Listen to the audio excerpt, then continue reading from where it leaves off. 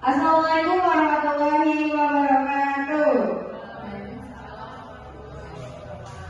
Perkenalkan kami dari kelompok 3 dengan PT Sampina AS Industri Jbk yang akan menjelaskan COGM dan COGS-nya. Dengan anggota kelompok Julia Zentia NPM 24610081, Riyadi Wahyudi 24610066, Hayatun Nafisa 24610054, Anis Pangestu 24610060, adanya Oktavian Putri NPM 24610047, Amin Abdullah NPM 24610070, Arif Rahmasidik NPM 24610055. Selanjutnya akan dijelaskan oleh Anis. Baik, di sini saya akan menjelaskan COGM, COGS dari salah satu tahunnya. Saya mengambil di tahun 2023.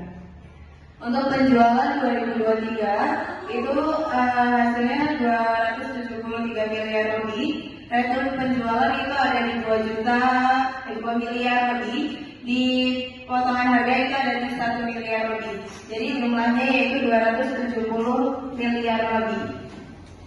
Untuk COGM-nya yaitu persediaan awalnya itu ada di 31 miliar dan persediaan akhirnya itu ada di 43 miliar lebih. Jadi beban pokok penjualannya yaitu ada di 113 miliar lebih. Untuk COGS-nya itu pemakaian bahan baku itu ada 94 miliar, upah langsungnya itu ada di 5 miliar lebih, beban fabrikasinya itu ada di 24 miliar lebih, beban penyusutan ada di 2 miliar lebih, dan jumlah biaya produksinya yaitu 126 miliar lebih. Dan untuk penjualan bersih, beban bersihnya yaitu ada di 270 dari hasil tadi dari penjualannya kita hitung pengurangan return dan potongan harganya menghasilkan 270 miliar lebih. Untuk beban pokok penjualan itu di 113 miliar. Untuk penjualan bersih dikurang sama beban pokok penjualan yaitu menghasilkan 150 miliar lebih, yaitu menjadi laba kotornya.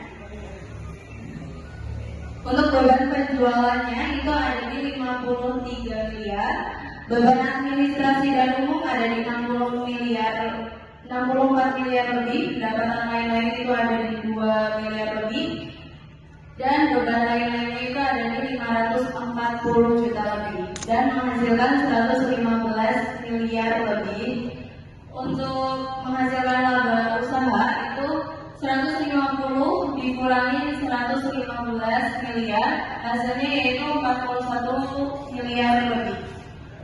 Untuk pendapatan keuangannya itu ada di 1 miliar, beban keuangannya ada di 109 juta lebih. Laba usahanya itu laba sebelum pajak penghasilan itu ada di 41 miliar dikurangi dengan 2 miliar ditambah dengan 2 miliar hasilnya 43 miliar. Untuk beban pajaknya itu ada di 8 miliar. Untuk laba sebelum pajak itu dikurangi dengan beban pajak yang menghasilkan laba tahun berjalan itu selama tanggal 31 Maret 2023 itu menghasilkan 34 miliar lebih untuk laba tahun berjalannya. Terima kasih. Oke, cukup sekian presentasi dari kelompok kami. Kami ini wassalamualaikum warahmatullahi